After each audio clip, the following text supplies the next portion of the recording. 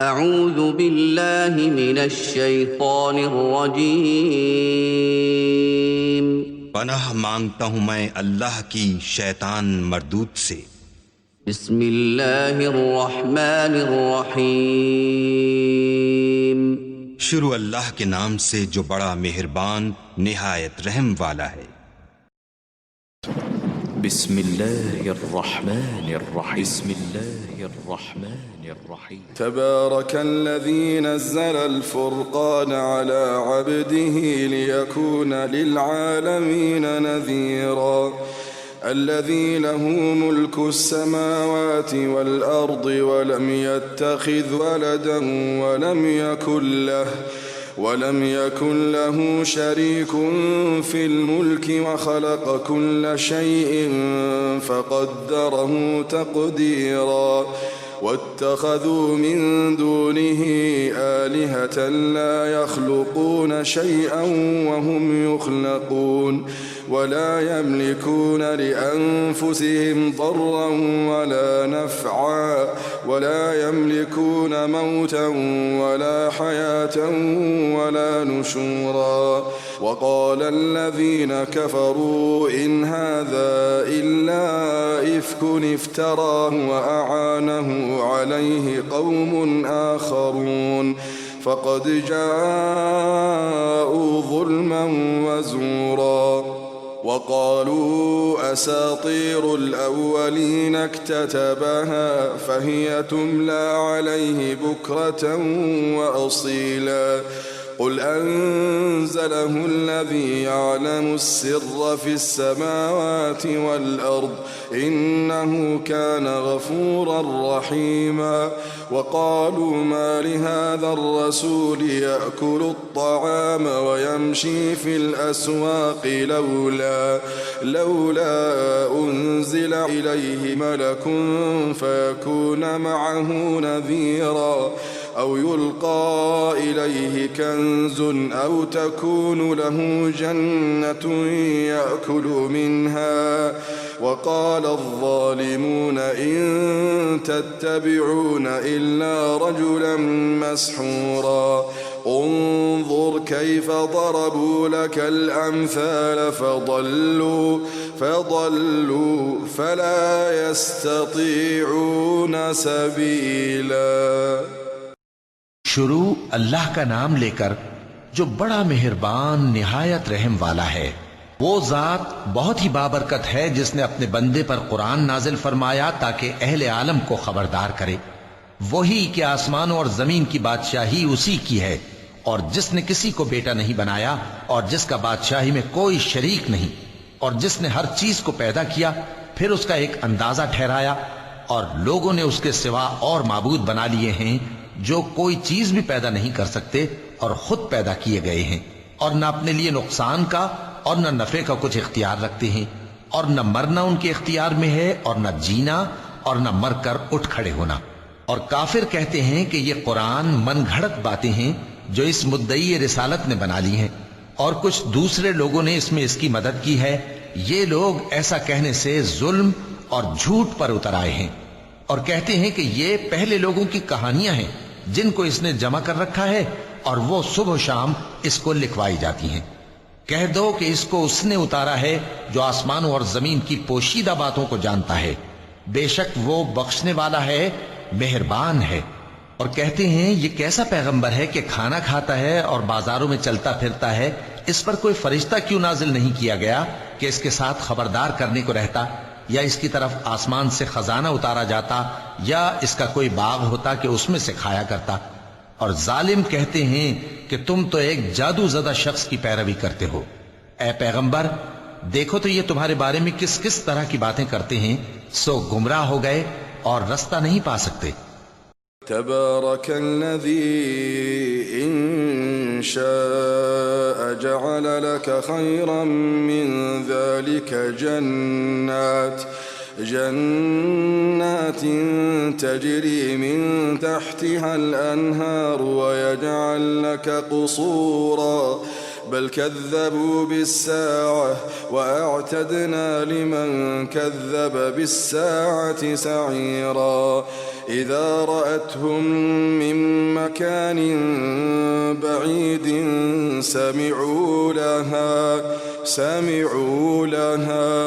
سمعوا لها تغيظا وزفيرا وإذا ألقوا منها مكانا ضيقا مقرنين دعوا هنالك ثبورا لا تدعوا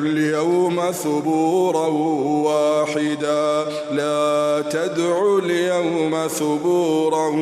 واحدا وادعوا ثبورا كثيرا. اللهم اجرنا من النار. قل أذلك خير أم جنة الخلد التي وعد المتقون كانت لهم جزاء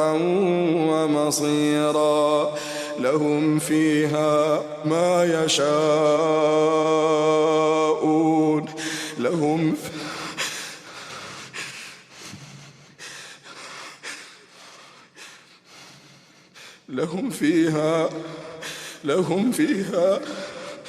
لهم فيها ما يشاءون خالدين كان على ربك وعدا مسئولا. اللهم إنا نسألك الجنة. ويوم يحشرهم وما يعبدون من دون الله فيقول أأنتم أضللتم عبادي هؤلاء أم هم ضلوا السبيل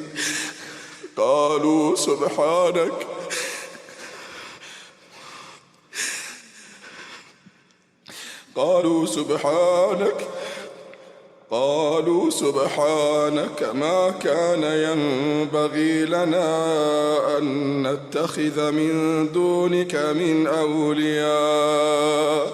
ولكن متعتهم وآباءهم حتى نسوا الذكر وكانوا قوما بورا فقد كذبوكم بما تقولون فما تستطيعون صرفا ولا نصرا ومن يظلم منكم نذقه عذابا كبيرا ومن يظلم منكم نذقه عذابا كبيرا وما أرسلنا قبلك من المرسلين إلا إنهم ليأكلون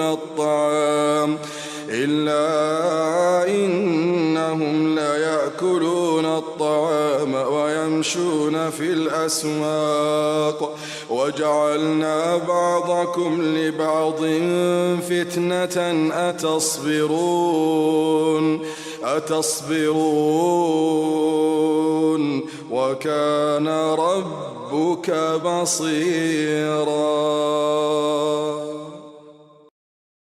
وہ اللہ بہت بابرکت ہے جو اگر چاہے تو تمہارے لیے اس سے بہتر چیزیں بنا دے، یعنی باغات جن کے نیچے نہریں بہ رہی ہوں نیز تمہارے لیے محل بنا دے، بلکہ یہ تو قیامت ہی کو جھٹلاتی ہیں، اور ہم نے قیامت کے جھٹلانے والوں کے لیے دوزخ تیار کر رکھی ہے، جس وقت وہ ان کو دور سے دیکھے گی تو غضبناک ہو رہی ہوگی، اور یہ اس کے جوش غضب اور چیخنے چلانے کو سنیں گے، اور جب یہ دوزخ کی کسی تنگ جگہ میں زنجیروں میں جکڑ کر ڈالے جائیں گے تو وہاں موت کو پکاریں گے۔ آج ایک ہی موت کو نہ پکارو، اور بہت سی موتوں کو پکارو، پوچھو کہ یہ بہتر ہے یا ہمیشہ کی جنت جس کا پرہیزگاروں سے وعدہ ہے، یہ ان کے اعمال کا بدلہ اور رہنے کا ٹھکانہ ہوگا، وہاں جو چاہیں گے ان کے لیے میسر ہوگا، ہمیشہ اس میں رہیں گے۔ یہ وعدہ اللہ کو پورا کرنا لازم ہے اور اس لائق ہے کہ مانگ لیا جائے۔ اور جس دن اللہ ان کو اور ان کو جنہیں یہ اللہ کے سوا پوچھتے ہیں جمع کرے گا تو فرمائے گا، کیا تم نے میرے ان بندوں کو گمراہ کیا تھا یا یہ خود گمراہ ہو گئے تھے؟ وہ کہیں گے تو پاک ہے، ہمیں یہ بات شایع نہ تھی کہ تیرے سوا اوروں کو دوست بناتے، لیکن تو نے ہی ان کو اور ان کے باپ دادا کو برتنے کو نعمتیں دیں، یہاں تک کہ وہ تیری یاد کو بھول گئے، اور یہ ہلاک ہونے والے لوگ تھے۔ تو کافرو، انہوں نے تو تم کو تمہاری بات میں جھٹلا دیا، پس اب تم عذاب کو نہ پھیر سکتے ہو نہ کسی سے مدد لے سکتے ہو، اور جو شخص تم میں سے ظلم کرے گا ہم اس کو بڑے عذاب کا مزہ چکھائیں گے۔ اور ہم نے تم سے پہلے جتنے پیغمبر بھیجے ہیں سب کھانا کھاتے تھے اور بازاروں میں چلتے پھرتے تھے، اور ہم نے تمہیں ایک دوسرے کے لیے آزمائش بنایا، کیا تم لوگ صبر کرو گے؟ اور تمہارا پروردگار تو دیکھنے والا ہے۔ وقال الذين لا يرجون لقاءنا لولا أنزل علينا الملائكة أو نرى ربنا لقد استكبروا في أنفسهم وعتوا عتوا كبيرا يوم يرون الملائكة لا بشرى يومئذ للمجرمين ويقولون حجرا محجورا وقدمنا إلى ما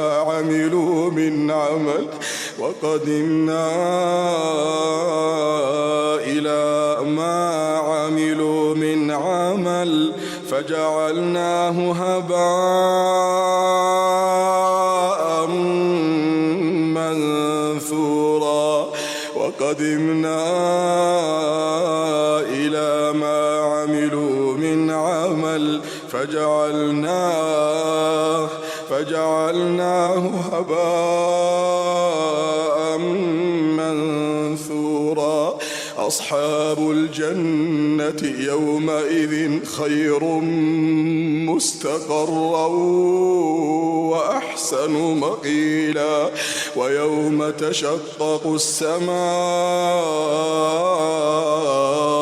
بالغمام ونزل الملائكة تنزيلا الملك يومئذ الحق للرحمن وكان يوما على الكافرين عسيرا ويوم يعض الظالم على يديه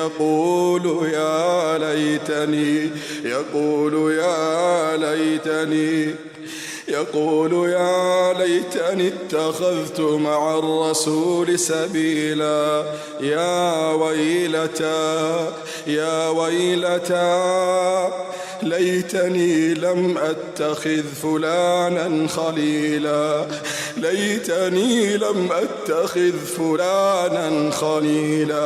ليتني لم أتخذ فلانا خليلا لقد أضلني عن الذكر بعد إذ جاءني وكان الشيطان للإنسان خذولا وقال الرسول يا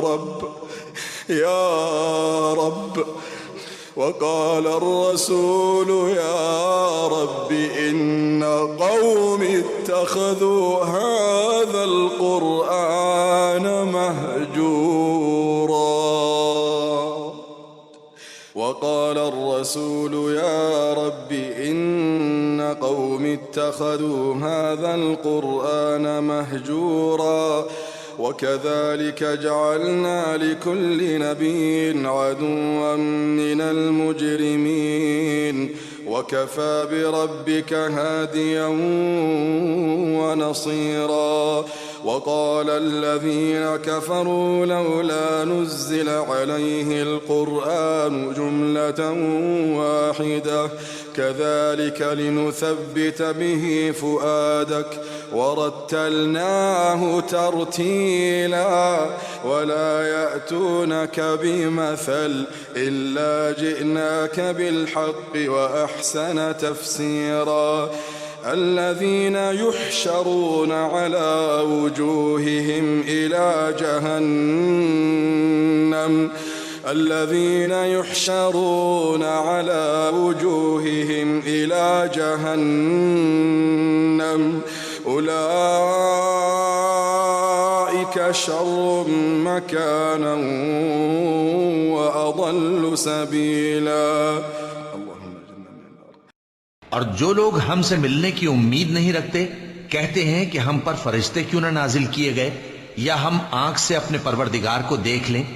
یہ اپنے خیال میں بڑائی رکھتے ہیں اور اسی بنا پر بڑے سرکش ہو رہے ہیں. جس دن یہ فرشتوں کو دیکھیں گے اس دن گناہگاروں کے لیے کوئی خوشی کی بات نہیں ہوگی اور کہیں گے کہیں کوئی رکاوٹ کھڑی کر دی جائے.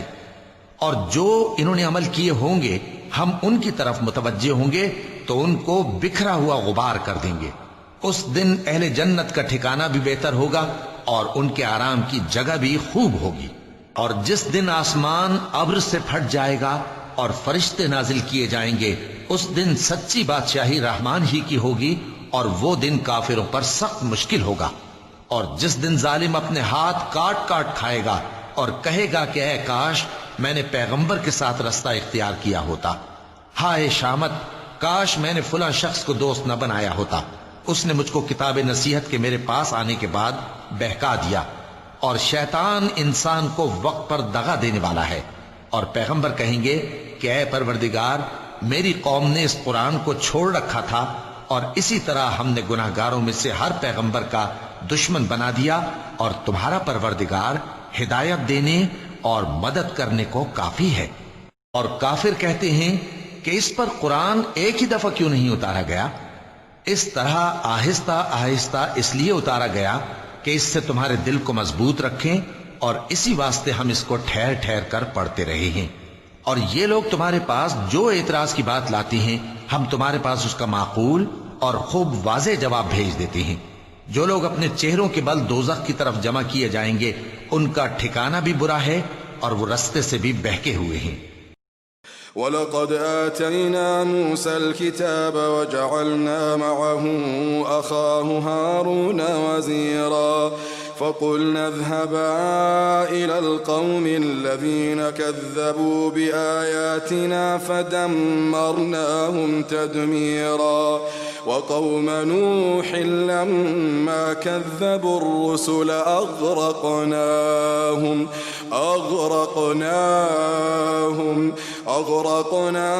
وجعلناهم للناس آية وأعتدنا للظالمين عذابا أليما.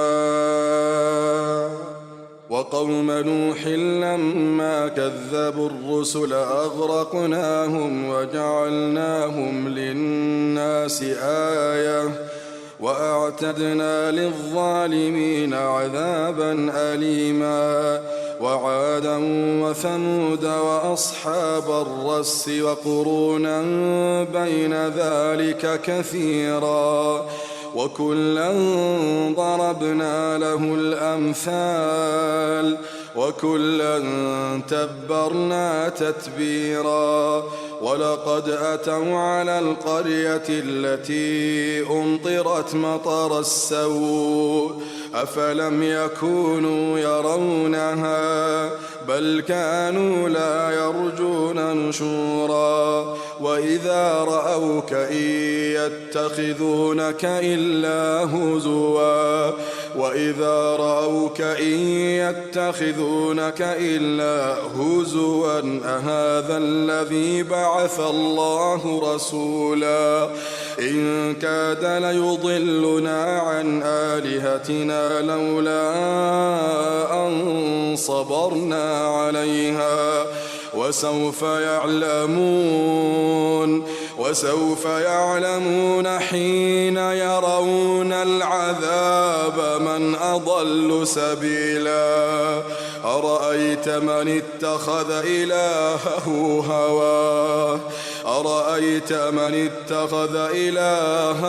هواه أفأنت تكون عليه وكيلا أم تحسب أن أكثرهم يسمعون أو يعقلون إن هم إلا كالأنعام بل هم أضل سبيلا. اور ہم نے موسیٰ کو کتاب دی اور ان کے بھائی ہارون کو مددگار کے طور پر ان کے ساتھ کر دیا. پھر ہم نے کہا کہ دونوں ان لوگوں کے پاس جاؤ جنہوں نے ہماری آیتوں کی تکذیب کی. آخر ہم نے ان کو پوری طرح ہلاک کر دیا. اور نوح کی قوم نے بھی جب پیغمبروں کو جھٹلایا تو ہم نے انہیں غرق کر دیا اور ان کو لوگوں کے لیے نشانی بنا دیا. اور ظالموں کے لیے ہم نے دکھ دینے والا عذاب تیار کر رکھا ہے. اور عاد اور سمود اور کنویں والوں اور ان کے درمیان اور بہت سی جماعتوں کو بھی ہلاک کر دیا. اور سب کے سمجھانے کے لیے ہم نے مثالیں بیان کی اور نہ ماننے پر سب کو تہس نہس کر دیا. اور یہ کافر اس بستی پر بھی گزر چکے ہیں جس پر بری طرح کا مے برسایا گیا تھا، تو کیا یہ اس کو دیکھتے نہ ہوں گے؟ بلکہ ان کو تو مرنے کے بعد جی اٹھنے کی امید ہی نہیں. اور یہ لوگ جب تم کو دیکھتے ہیں تو تمہاری ہنسی اڑاتے ہیں کہ کیا یہی شخص ہے جس کو اللہ نے پیغمبر بنا کر بھیجا ہے؟ اگر ہم اپنے معبودوں کے بارے میں ثابت قدم نہ رہتے تو یہ ضرور ہم کو بہکا دیتا اور ان سے پھیر دیتا. اور یہ عنقریب معلوم کر لیں گے جب عذاب دیکھیں گے کہ سیدھے رستے سے کون بھٹکا ہوا ہے. اے پیغمبر، کیا تم نے اس شخص کو دیکھا جس نے اپنی خواہش نفس کو اپنا معبود بنا رکھا ہے؟ تو کیا تم اس کے ذمہ دار ہو سکتے ہو؟ یا تم یہ خیال کرتے ہو کہ ان میں اکثر سنتے یا سمجھتے ہیں؟ نہیں، یہ تو چوپایوں کی طرح کے ہیں، بلکہ ان سے بھی گئے گزرے. ألم تر إلى ربك كيف مد الظل ولو شاء لجعله ساكنا ثم جعلنا الشمس عليه دليلا ثم قبضناه إلينا قبضا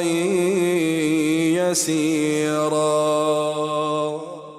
ألم تر إلى ربك كيف مد الظل ولو شاء لجعله ساكنا ثم جعلنا الشمس عليه دليلا ثم قبضناه إلينا قبضا يسيرا. وهو الذي جعل لكم الليل لباسا والنوم سباتا وجعل النهار نشورا. وهو الذي أرسل الرياح بشرا بين يدي رحمته وأنزلنا من السماء ماء طهورا لنحيي به بلدة ميتا ونسقيه مما خلقنا أنعاما وأناسيا كثيرا. ولقد صرفناه بينهم ليذكروا فأبى أكثر الناس إلا كفورا. ولو شئنا لبعثنا في كل قرية نذيرا فلا تطع الكافرين وجاهدهم به جهادا كبيرا. وهو الذي مرج البحرين هذا عذب فرات وهذا ملح أجاج وجعل بينهما برزخا وحجرا محجورا. وهو الذي خلق من الماء بشرا فجعله نسبا وصهرا وكان ربك قديرا. ويعبدون من دون الله ما لا ينفعهم ولا يضرهم وكان الكافر على ربه ربه ظهيرا وما أرسلناك إلا مبشرا ونذيرا قل ما أسألكم عليه من أجر إلا من شاء أن يتخذ إلى ربه سبيلا وتوكل على الحي الذي لا يموت وتوكل على الحي الذي لا يموت وتوكل على الحي الذي لا يموت وسبح بحمده وكفى به بذنوب عباده خبيرا الذي خلق السماوات والأرض وما بينهما في 6 أيام ثم استوى على العرش ثم استوى على العرش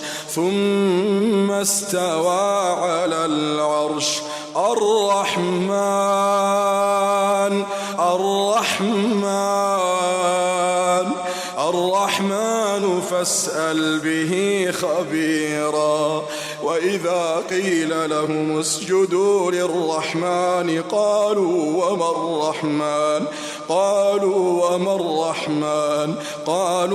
الرحمن أنسجد لما تأمرنا وزادهم نفورا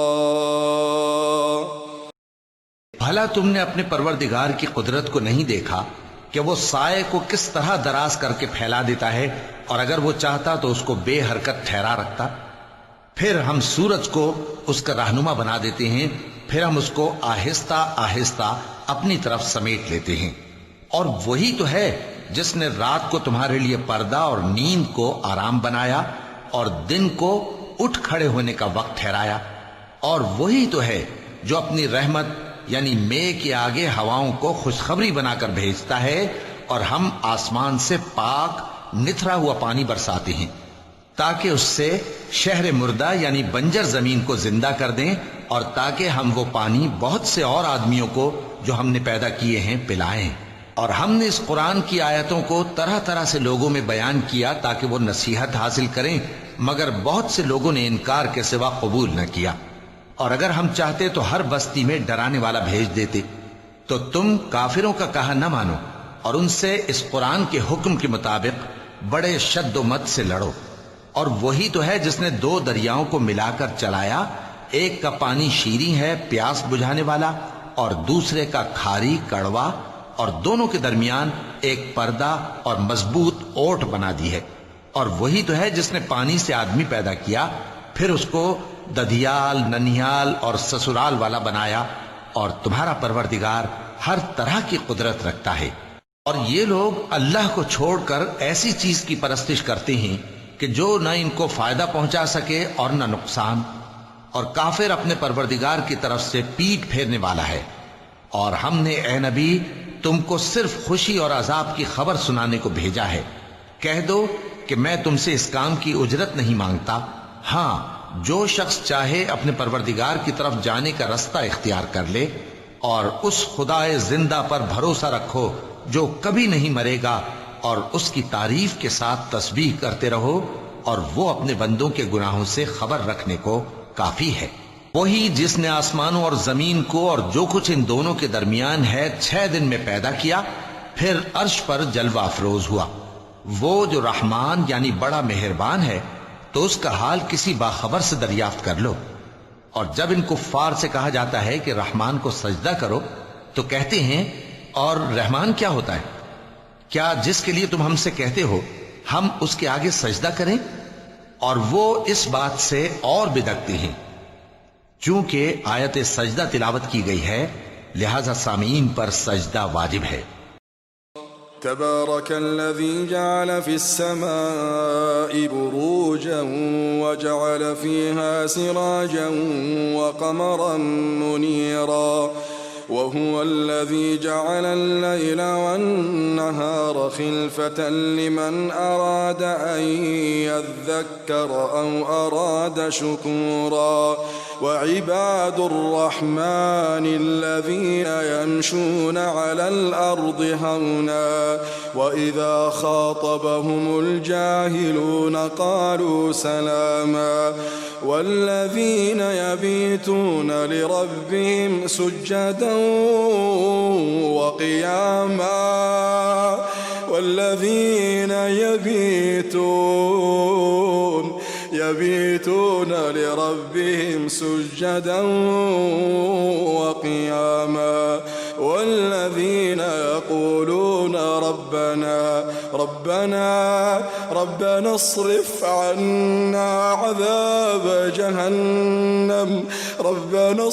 عنا عذاب جهنم إن عذابها كان غراما إنها ساءت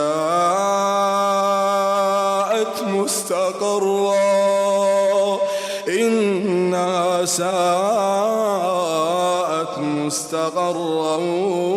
ومقاما والذين إذا أنفقوا لم يسرفوا ولم يقتروا وكان بين ذلك قواما والذين لا يدعون مع الله إلها آخر ولا يقتلون النفس التي حرم الله إلا بالحق ولا يزنون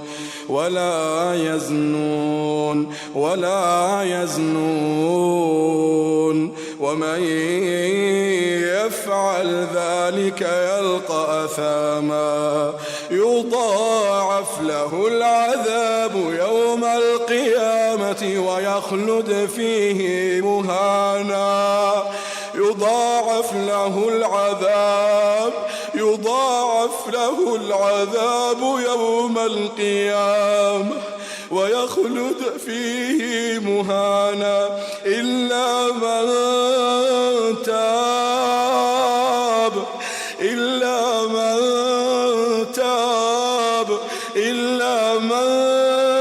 تاب وآمن وعمل عملا صالحا فأولئك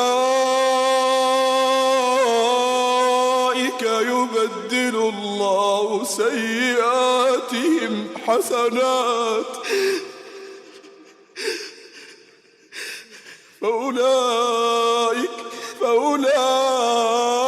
فأولئك يبدل الله سيئاتهم حسنات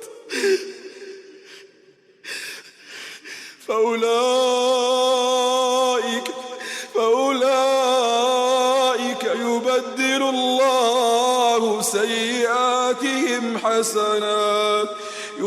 الله سيئاتهم حسنات وكان الله غفورا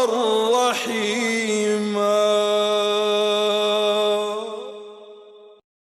بڑی برکت والا ہے وہ جس نے آسمان میں برج بنائے اور ان میں آفتاب کا نہایت روشن چراغ اور چمکتا ہوا چاند بھی بنایا،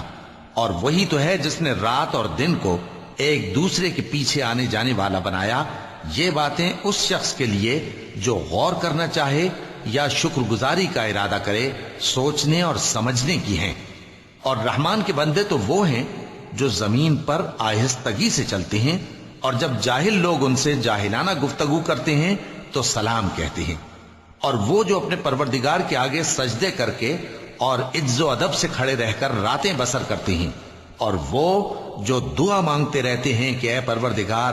دوزخ کے عذاب کو ہم سے دور رکھیو کہ اس کا عذاب چمٹنے والا ہے. بے شک دوزخ ٹھہرنے اور رہنے کی بہت بری جگہ ہے. اور وہ کہ جب خرچ کرتے ہیں تو نہ بیجا اڑاتے ہیں اور نہ تنگی کو کام میں لاتے ہیں، بلکہ اعتدال کے ساتھ، نہ ضرورت سے زیادہ نہ کم. اور وہ جو اللہ کے ساتھ کسی اور معبود کو نہیں پکارتے، اور جس شخص کو مار ڈالنا اللہ نے حرام کیا ہے اس کو قتل نہیں کرتے، مگر جائز طریق یعنی شریعت کے حکم سے، اور بدکاری نہیں کرتے، اور جو یہ کام کرے گا سخت گناہ میں مبتلا ہوگا۔ قیامت کے دن اس کو دونا عذاب ہوگا اور وہ ذلت و خواری سے ہمیشہ اس میں رہے گا، مگر جس نے توبہ کی اور ایمان لایا اور اچھے کام کیے تو ایسے لوگوں کے گناہوں کو اللہ نیکیوں سے بدل دے گا، اور اللہ تو بخشنے والا ہے، مہربان ہے۔ ومن تاب وعمل صالحا فإنه يتوب إلى الله متابا والذين لا يشهدون الزور وإذا مروا باللغو مروا كراما والذين إذا ذكروا بآيات ربهم لم يخروا عليها صما وعميانا والذين يقولون ربنا هب لنا من أزواجنا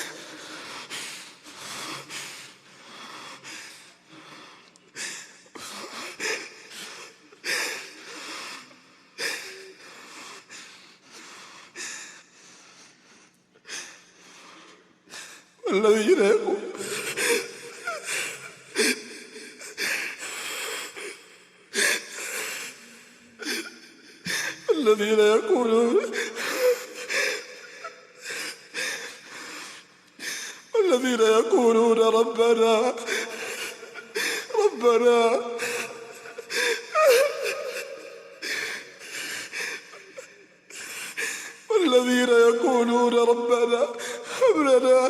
من أزواجنا وذرياتنا قرة أعين ربنا هب لنا من أزواجنا وذرياتنا قرة أعين واجعلنا للمتقين إماما أولئك يجزون الغرفة بما صبروا ويلقون فيها تحية وسلاما خالدين فيها حسنت مستقرا ومقاما اللهم إنا نسألك الجنة قل ما يعبأ بكم ربي